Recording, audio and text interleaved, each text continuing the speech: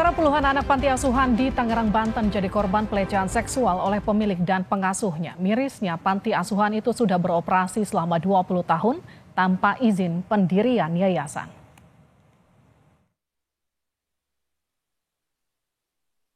Panti asuhan yang berlokasi di Kecamatan Pinang, Tangerang, Banten ini seharusnya jadi tempat bernaung dan berlindung bagi anak-anak yang membutuhkan. Namun miris, diduga di tempat ini justru dijadikan lokasi pelecehan seksual oleh pemilik dan pengurus panti asuhan.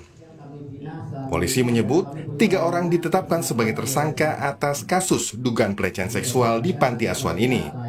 3 orang itu adalah pemilik dan pengurus panti asuhan. 2 orang pengurus telah ditahan, sementara pemilik panti asuhan masih dalam pengejaran. Sehingga setelah kita lakukan pemeriksaan, kita lakukan penangkapan dan penahanan terhadap Saudara Sudirman dan Saudara Yusuf Bahtiar. Sedangkan Saudara Yandi Supriyadi, ya, setelah kita lakukan pemanggilan 2 kali yang bersangkutan tidak hadir, akhirnya kita tetapkan, kita masukkan dalam daftar pencarian orang.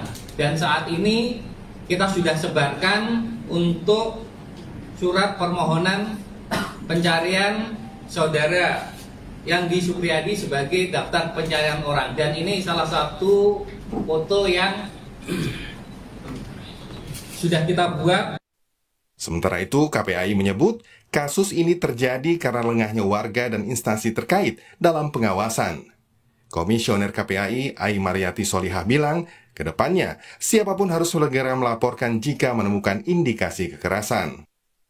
Di dalam regulasi, baik di dalam evaluasinya, karena lembaga layanan pengasuhan salah satunya ada di bawah binaannya Kementerian Sosial. Ke depan, lembaga kesejahteraan sosial, kemudian dengan lembaga layanan pengasuhannya ini harus betul-betul ditetapkan standar kelembagaannya, kemudian standar itu bisa diikuti baik oleh lembaga layanan pengasuhan yang diselenggarakan oleh pemerintah maupun oleh masyarakat.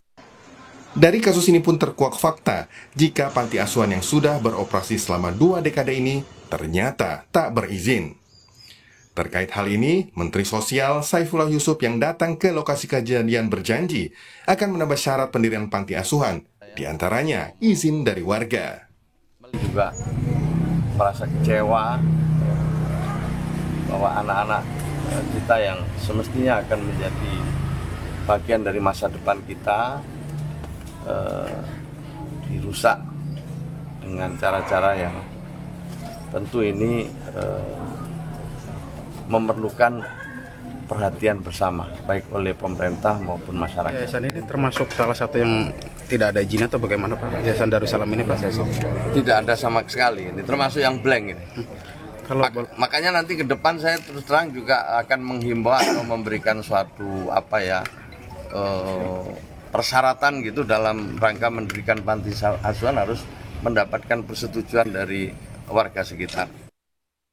Berdasarkan data Kementerian Pemberdayaan Perempuan dan Perlindungan Anak menyebut terjadi peningkatan kasus kekerasan terhadap anak. Di tahun 2021 terdapat 15.914 kasus. Sementara di tahun 2022 dan 2023 terdapat 17.640 kasus dan 20.220 kasus. Sementara hingga September 2024 terjadi 13.439 kasus. Sejumlah pihak pun mendesak mengusut kasus dugaan kekerasan terhadap anak dan kondisi psikis para korban jadi perhatian bersama. Jangan sampai kejadian pilu yang menimpa para korban merusak masa depan mereka. Tim Liputan Kompas TV.